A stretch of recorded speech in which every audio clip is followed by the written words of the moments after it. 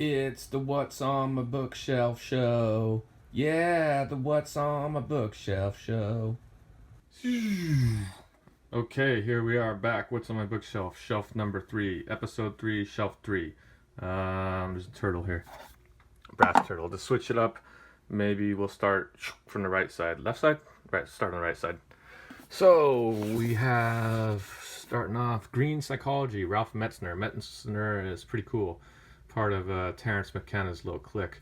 Transforming Our Relationship to the Earth. Green Psychology was a pretty cool book I read years ago. Kind of talks about how we lived for a couple good millennia as a species with our psychology and our religions oriented towards harmony with nature, and how we fell out of that to the point that we kind of have a pathological relationship with the rest of nature and treat it like an object for our amusement. Anyways, it's a pretty cool book.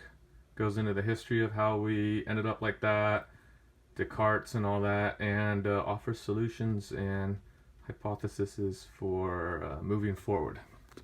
Anyways, Project Censored, these guys are pretty cool. They actually finally came out with a movie. I think I donated some money to their movie. These guys have been doing this for years. In fact, this is the 30th anniversary, 30th edition in 2007. They just take the top stories each year that the media doesn't cover and covers them for you.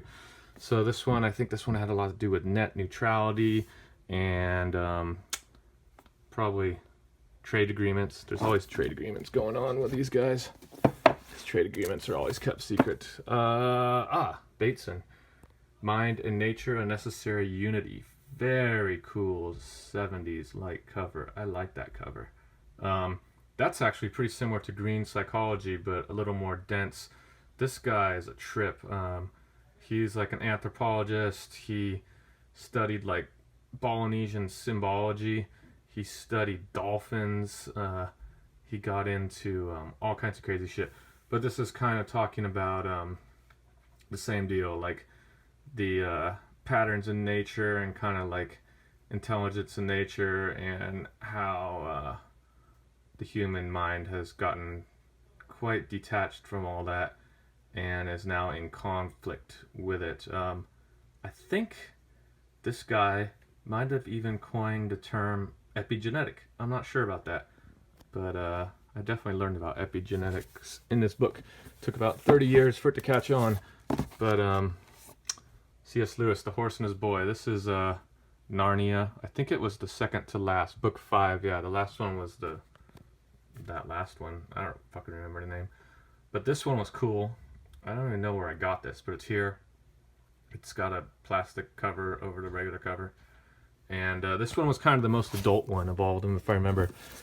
The Arabian Nights-ish one. This is a great one. Iron Body Ninja. I got this from my buddy Russ, Ashita Kim, author of Secrets of the Ninja. This one teach you about what you need to know to work out, to make your body ninja-esque. And all kinds of breathing exercises in it too, which is tight. This is Galliano. We've reviewed some of Galliano's books before. This is Faces and Masks. This is part of his trilogy. He wrote a book on 500 years of the history of the conquest of Latin America.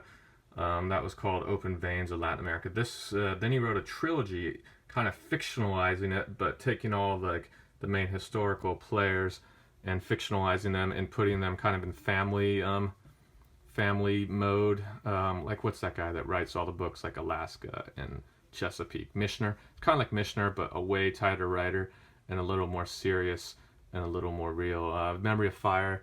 This is Faces and Masks. I think this is part 2. This is part 2 of the trilogy. Totally recommend that trilogy.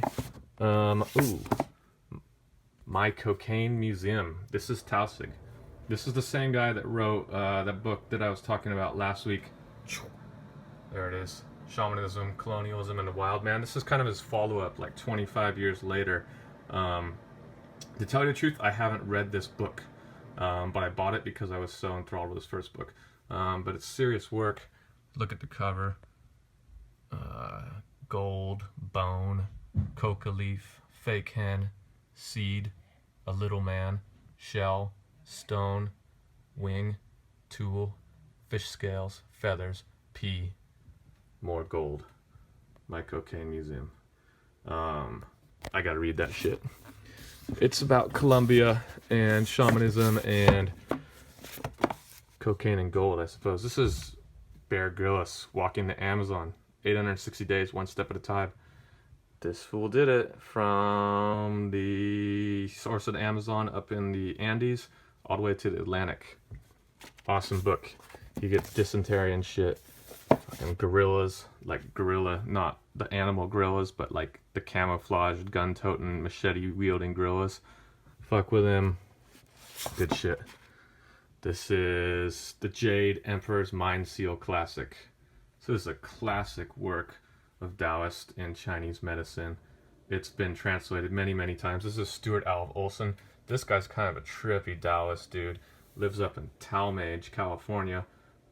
Land of the Thousand Buddhas, if you know anything about that. But yeah, this is his translation. I like his translation. The Jade Emperor's Mind Seal Classic. It's been around for probably 1,000 years. Classic Chinese medicine.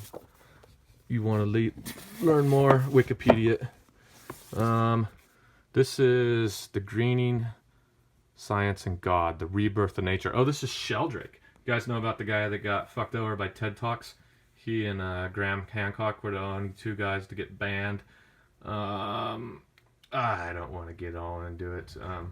It's similar also to the green psychology. This guy's also part of McKenna's little clique as well. This is Radical Acceptance. This is a good one. This was recommended to me when I was going through some dealios in myself. I don't want to talk about it shit, but Radical Acceptance, Tara Brach. She's a big time in like the holistic self-help, learning to, you know, take a look at what ails you and maybe take the teeth out of it. That was the actual expression that the person that recommended this book to me used. Take the teeth out of your fears and pain. Embracing your life with the heart of the Buddha. It's kind of like very Western, kind of gets... I learned some stuff about Buddhism from that book that I thought I already knew and looked at it in a different way after reading that book, so it's interesting. This guy got me around the fucking country, the continent, I mean, South America on a shoestring. These shoestring books are good. Has every country in it. South America, hostels, maps, restaurants, prices, need to know facts. Good shit. Viking Portable Nietzsche, Kaufman version. Like I know what that means. I don't know who the fuck Kaufman is, but I like Nietzsche. And this one's good. It had a bunch of the main works in it. Zarathustra and Beyond Good and Evil, I think, are the main ones in there, and a bunch of essays and bullshit. Eliade, The Sacred and the Profane, The Nature of Religion, The Significance of Religious Myth, Symbolism, Ritual Within Life and Culture. This is kind of like Joseph Campbell's like contemporary by like not that many years, but this guy's a trip. Pretty one of the early guys to write about shamanism in the West. It's a good one. There's The Sacred and the Profane. You watch Tree of Life by Terrence Malick, and then you read that book and you will see a synthesis. This is Carol, Alice in Wonderland, and Through the Looking Glass. They don't have a lot of... I like that cover. That's sick. Sick March hair. Blah, blah, blah. What am I going to say about that? Hell yeah. Goodfellas. Nicholas Pileggi. It's not the book that Pileggi wrote. This is the screenplay that he later collaborated on with Martin Scorsese. And it's the whole screenplay, and it's sick. This is not my book. I don't even know how this got up on here. My brother's girlfriend wanted me to read this. I don't know. Science Tackles the Afterlife. She thought it was up my alley. It probably is, but it's not really. Because that kind of reminds me of just some bullshit TV show that I probably wouldn't watch. This is a classic, Colin M. Turnbull, The Forest People, by the author of The Mountain People. This one I haven't read. I bought this at a 25-cent book sale at Safeway. I looked it up, and it's kind of a classic work of anthropology. There you go. Ecuador, including the Galapagos Islands. So, travel guide. This is, you got Lonely Planet, and then you got Rough Guides. Rough Guides is the other, and then there's Moon too. But Rough Guides is pretty cool. They're trying to carve their way into the industry. Unbearable Lightness of Being. This is a good book. Classic. Kundera. Read that years ago. Any of you guys read it? Let's start a conversation in the comments section. Nah. This is a book that I once reviewed in a cook show that we made back in the film school days. But this is Kitchen Confidential. Kitchen Confidential. Bourdain. He's famous as fuck now. Look how young he was there. This is where he talks about doing blow and shit in the kitchens and coming up back in the late 80s, early 90s. This was a great book, actually. Find it very entertaining, light read, fun, fast read. So this is your Spanish to English New Testament. It's what you need. I read it once. You could fuck with it. I'd keep it around in case I needed to do an exorcism or a Latin exorcism. Either way, Spanish, exorcism in Spanish. Last Hours of Ancient Sunlight. We're almost done here. This is Thom Hartmann, or Tom Hartmann. I guess actually how you would pronounce his name. This is a pretty cool book. This guy's pretty famous. He's got a radio show. I think he's all up on NPR. He was at one point.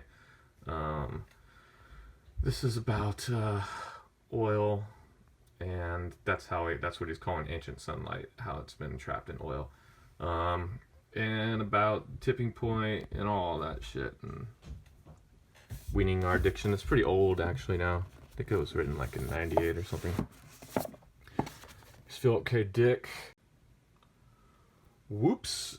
Oh, we're back. Accidentally turned off the, hit the stop button on the record. This is all supposed to be one take, but I'm not going to do all that again. So we were on Dick, Philip K. Dick, do Android's Dream of Electric Sheep.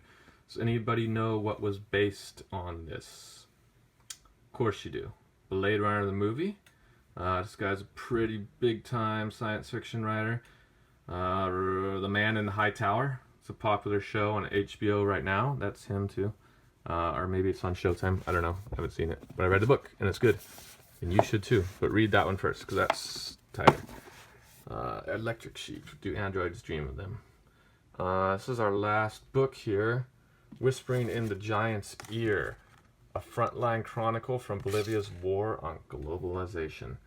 This is a pretty cool book. It gets into the water riots and the rise of Evo Morales, basically. There's a lot of good documentaries on that. You could just watch a documentary on it. I don't know anything about this guy, William Powers. I snagged this book at a hostel down there and read it, and it was pretty good. So anyways, that's the last book on this shelf. Stay tuned for shelf 4, where we will rate such amazing books as Moon's California Guide to Camping and The Witch Doctor's Apprentice and these guys.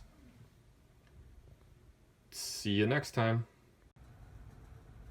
It's the What's on My Bookshelf show. Yeah, the What's on My Bookshelf show.